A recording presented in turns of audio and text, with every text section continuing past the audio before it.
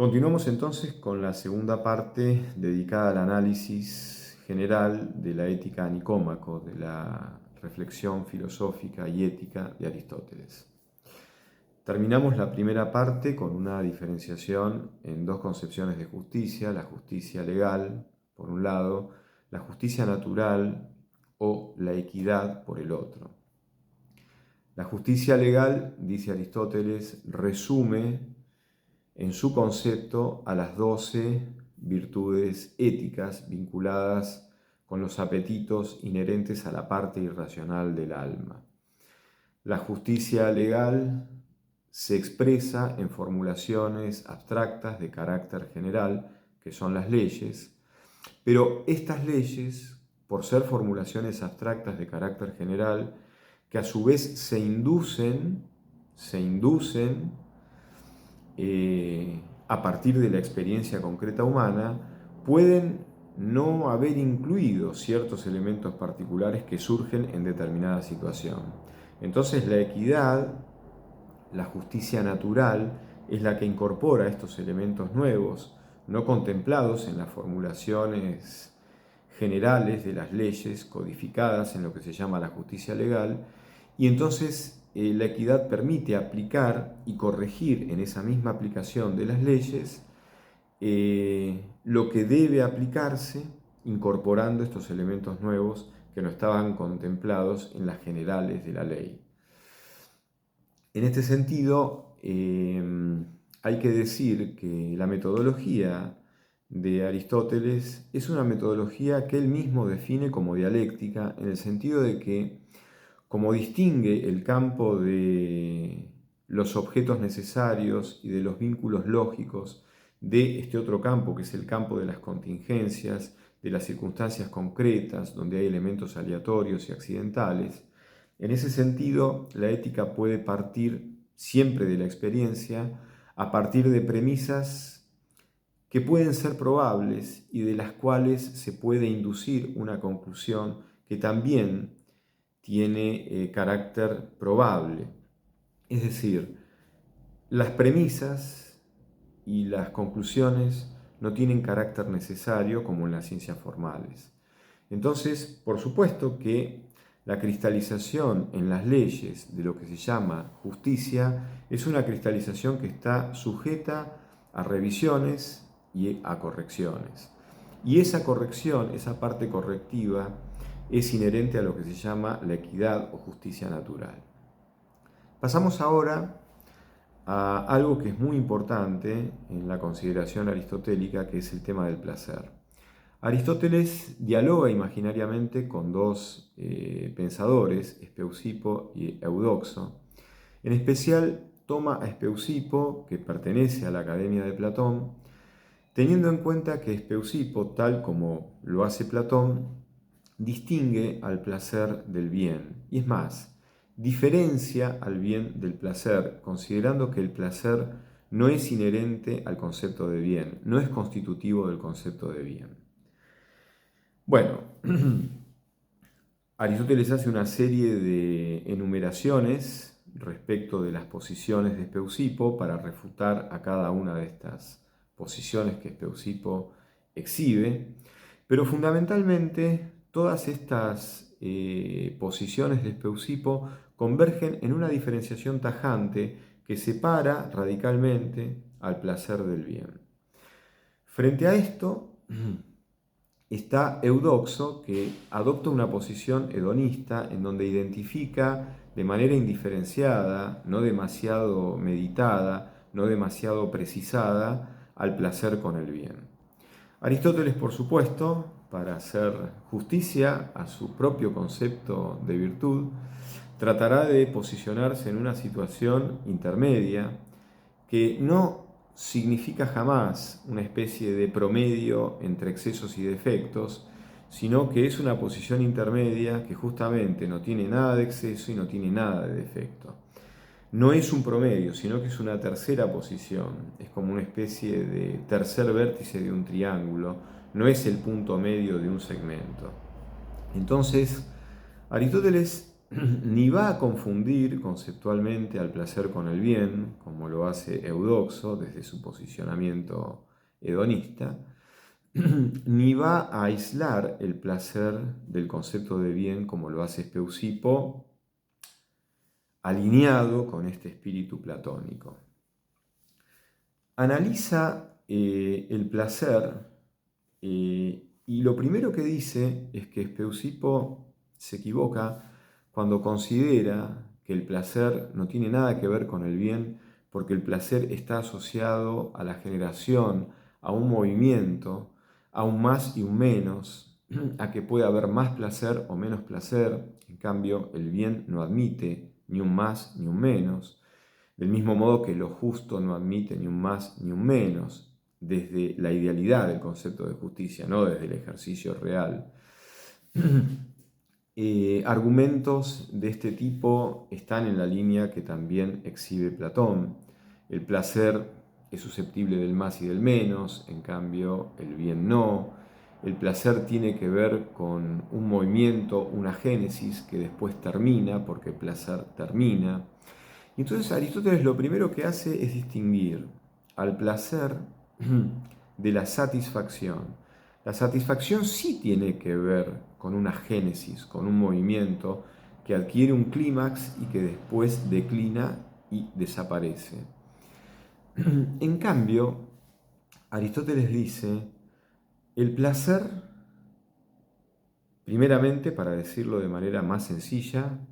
acompaña a la actividad que se planifica en su propio ejercicio de manera excelente, es decir, a la actividad virtuosa. Ahora, este placer que acompaña a la realización plena de cierta actividad no es algo accidental, secundario, de valor prescindible respecto del ejercicio pleno de esta actividad, sino que el placer es la irradiación experimentada, vivenciada, sentida por ejercitar plenamente la actividad. La plenitud en el ejercicio de cierta actividad irradia una vivencia que no solamente es entendida, sino que es vivenciada, que es sentida como plenitud. La plenitud no es simplemente el cumplimiento pleno de una actividad, sino que este cumplimiento pleno de la actividad sin obstáculos, que es la actividad virtuosa, ejercida con excelencia, esta plenitud no solamente es cumplimiento, sino es vivencia, es sentimiento, es apertura, es disponibilidad que en vez de tener como referencia un acabamiento conclusivo que se cierra sobre sí mismo, como si el cumplimiento acabara el ejercicio de esa plenitud, es al revés. La planificación de ese ejercicio irradia una apertura, una vivencia, un sentimiento en donde se planifica la experiencia vital, se planifica el sentimiento de ser, se planifica el valor de la vida misma, se planifica con exuberancia, con gratitud, con apertura y con disponibilidad para compartir esa plenitud, irradiándola y disponiéndola como un testimonio que irradia y que inspira a otros a que también cumplan con plenitud esa misma actividad. Este carácter que Aristóteles le concede al placer, inscribe al placer en un nivel metafísico. Es más, no solamente en un nivel metafísico, sino en un nivel, yo diría, sagrado. El paso diferencial que Aristóteles hace en su tratamiento del placer con respecto a la concepción de Platón, en este sentido es un paso trascendental, es un paso trascendentalmente superador, porque inscribe al placer desde su esencia en un marco de perfección ontológica, en un marco en donde el ser se perfecciona. Lo desarraiga del mero sustrato físico, porque el placer, sobre todo bajo los tratamientos de Platón, siempre está inscrito en el plano de los placeres corporales, de los placeres físicos. Pero Aristóteles, incluso al mismo placer físico, lo pone dentro de la generalidad del concepto de placer para captar la esencia más pura del concepto de placer. El concepto de placer es esa autotrascendencia que la plenitud del ejercicio de cierta actividad siente para sí misma. Es una especie de desbordamiento, de exuberancia que no tiene nada de exceso, sino que justamente es la magnanimidad experienciada, vivenciada, sentida y no solamente cumplida y comprendida teóricamente, que esa plenitud percibe en y sobre sí misma. Este desbordamiento es una irradiación, es una apertura, es una nueva disponibilidad, es un testimonio viviente que ilumina, que justamente ilumina desde su carácter testimonial el sentido profundo que tiene la vida, el sentido profundo que tiene la existencia, lo cual está acompañado necesariamente de un sentimiento de gratitud, de un sentimiento de verdad, de un sentimiento de don y de un sentimiento de misión. Porque el que alcanza la plenitud en el ejercicio de su actividad más propia, más integral y más trascendente, siente que su vida se desborda en un más que precisamente es esencial a la realización y al cumplimiento de su propia plenitud. Por eso, el cumplimiento de la plenitud del ejercicio de esa actividad fundamental no es simplemente un cumplimiento, es un desbordamiento que es inherente a lo esencial de ese propio cumplimiento, de esa propia realización plena. Este carácter de perfección ontológica en el cual se inscribe el placer desde el tratamiento de Aristóteles es absolutamente fundamental y a su vez está alineado con esta conciencia tan sensata, tan humana, tan práctica, pero tan sabiamente práctica, tan trascendentemente práctica que Aristóteles tiene, cuando dice que si bien los bienes materiales no constituyen lo esencial de la virtud, ayudan y son condición necesaria para la planificación de la virtud misma. Porque una vida privada de bienes materiales, una vida sumida en la enfermedad o en la miseria material, es una vida que no puede ejercitar sus funciones más elevadas de manera plena. Es una vida que está justamente hundida en necesidades y en carencias que imposibilitan la plenitud del ejercicio de una función superior. Esto significa que de alguna manera Aristóteles le devuelve, le reconoce la dignidad a los sentidos corporales, al plano físico, al plano corporal. Justamente la refutación de este ascetismo propiamente platónico que está muy presente en las elaboraciones de Speusipo, con el cual dialoga y a quien refuta, esta devolución al cuerpo, al plano sensorial, al plano de los sentidos, de una dignidad que no solamente es una dignidad propia, sino que es una dignidad que hace del cuerpo y de los placeres físicos y de las aptitudes y disposiciones sensoriales, disposiciones que se elevan a un plano de perfección ontológico. Esa perfección de ese plano ontológico en el cual se realiza un ser, ahora incluye, desde Aristóteles, las perfecciones físicas, las perfecciones sensoriales. Esto permite, y esto está, por ejemplo, muy presente en la teología de San Ignacio de Loyola, cuando San Ignacio habla del sentido espiritual de los 5 sentidos físicos, del sentido espiritual del cuerpo, de la dimensión trascendente y espiritual del cuerpo que enriquece y que ahonda y que sobreabunda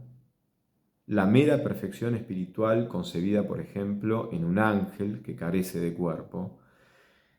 San Ignacio nos está diciendo que la condición corpórea, la condición física, los sentidos,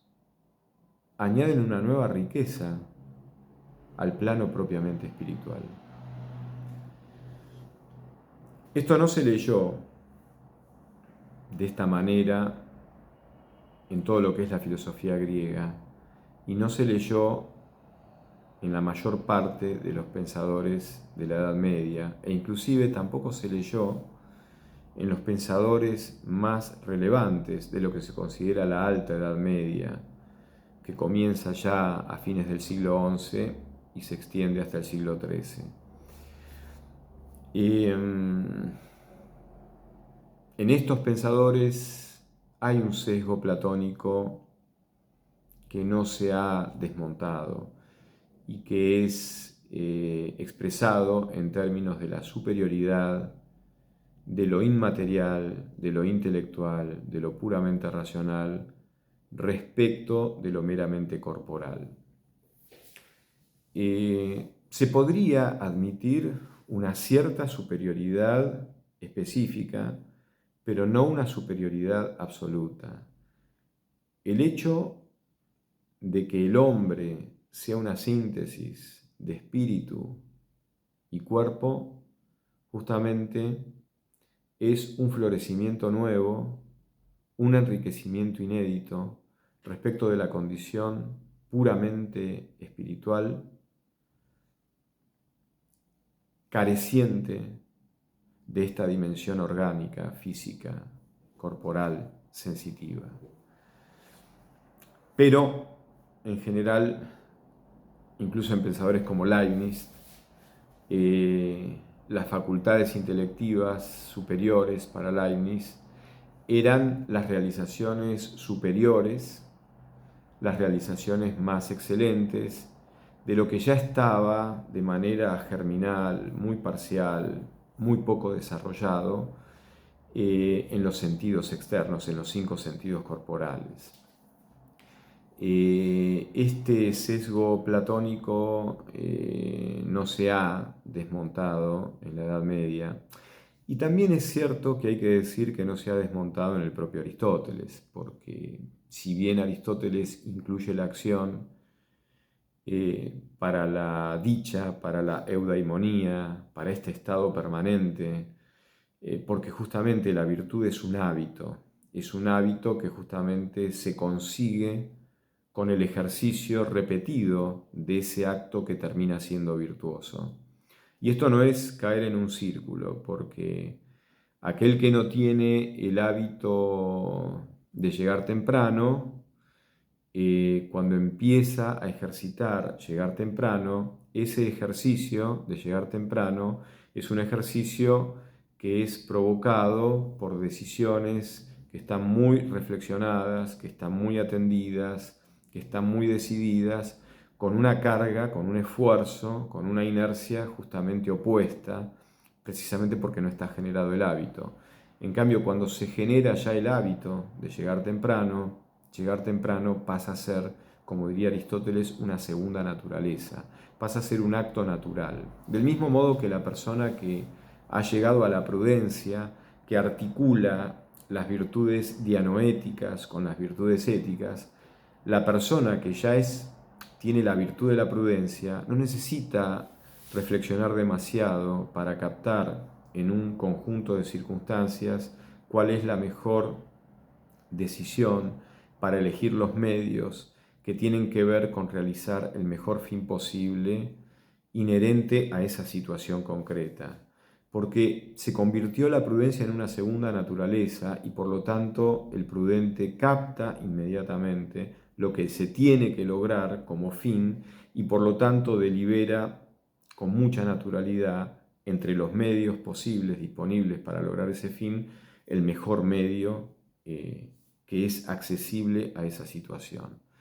Se delibera no sobre los fines, sino sobre los medios, pero cuando se lo hace desde la consecución lograda del estado de virtud, esa deliberación fluye naturalmente y sin esfuerzo. Ahora, Aristóteles enseña que para lograr ese hábito hay que esforzarse.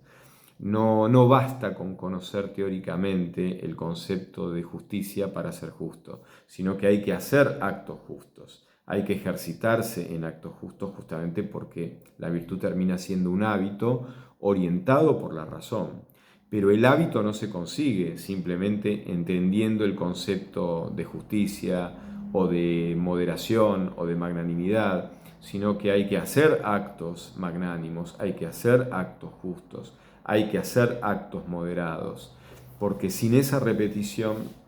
no se consigue el hábito. En ese sentido,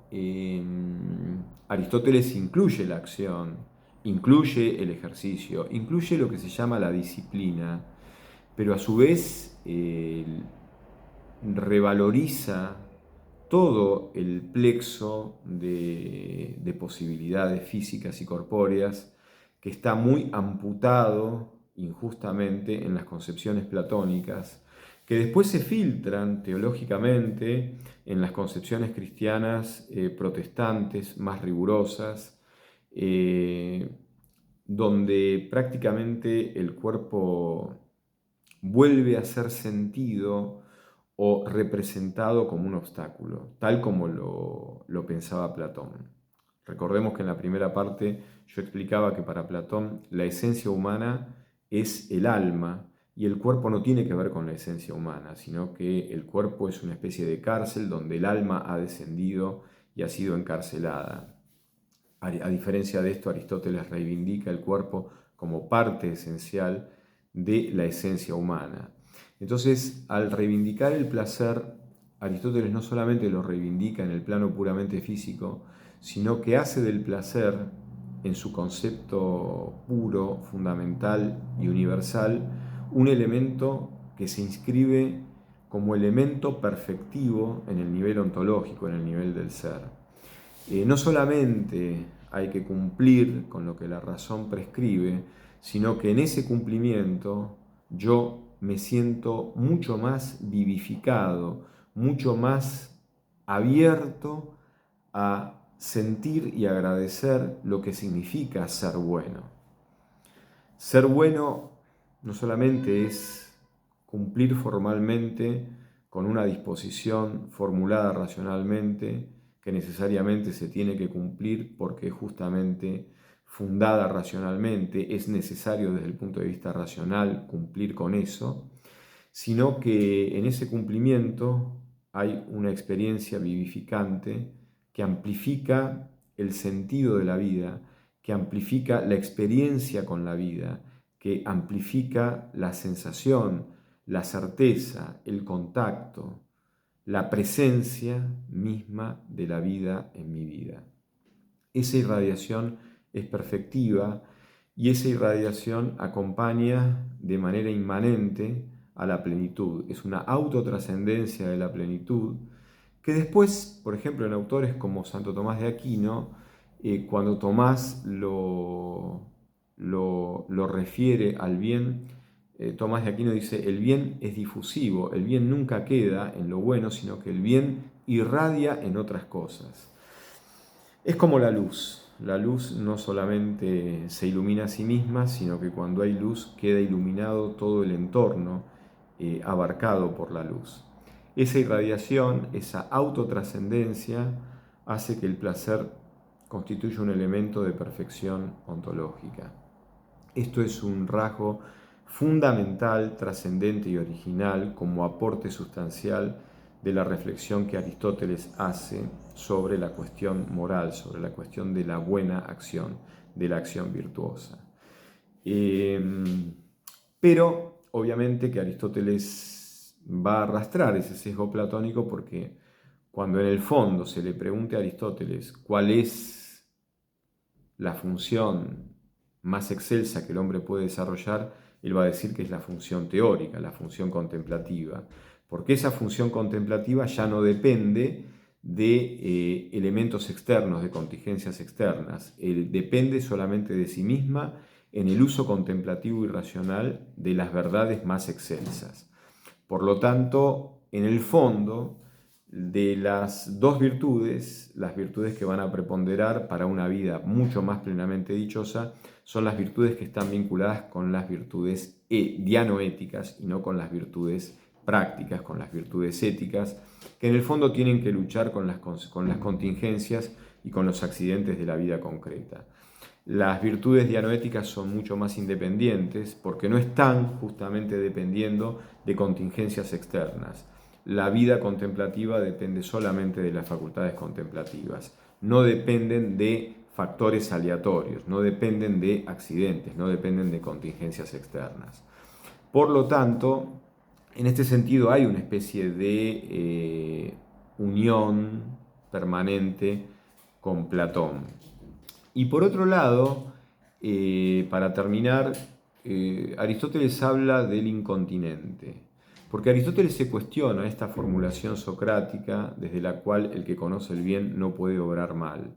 Justamente diferencia el incontinente del intemperante. El intemperante es el que cree que placeres que son excesivos son buenos, o sea que está privado de razón. El incontinente sabe que sus excesos son malos. Ahora, ¿por qué si lo sabe, no obstante cae en esos excesos?, se pregunta Aristóteles. Bueno, la respuesta de Aristóteles es que ese saber es como el saber de alguien que recita un poema sin entender lo que está diciendo. Es como el saber de alguien que está borracho, que no discierne lúcidamente lo que tiene que hacer en las circunstancias en que se encuentra. Es un saber